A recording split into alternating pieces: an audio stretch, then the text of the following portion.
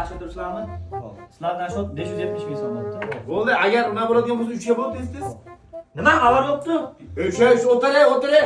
Hech kim avariya bo'lgani yo'q. Ha, ketyapsan. Qarindosh urug'ing qolmadi. Sho't keldi. Bahona qilma. Mana yerdasan sen. Chiqay ketmaysan. Pul ber. Men narigi ismimda qolibdi bolalar pul. Shimingda qolibdimi? Hozir aytib tur. Doston davay.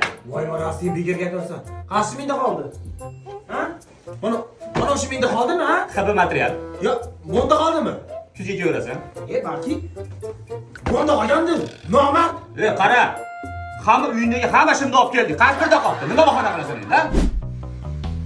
Bolalar to'g'risi ishim mana shu aytganda Trimoz Romovcha bilan pulim qolib, bu safar konkret beraman deb keluvdim. To'g'risi. Ha, xotiringga sal qaralgan doktorga borgan nima esingdan chiqadi? Bahonali qolmadi seni. Sizlarda shunaqa bahona qiladigan do'stlar bormi? Shimda qolib ketdi, uyda qolib ketdi degan tarqatib qo'yinglar. Tarqatmanglar, bunaqalar urib o'ldirib yuborlar. Salom ayting.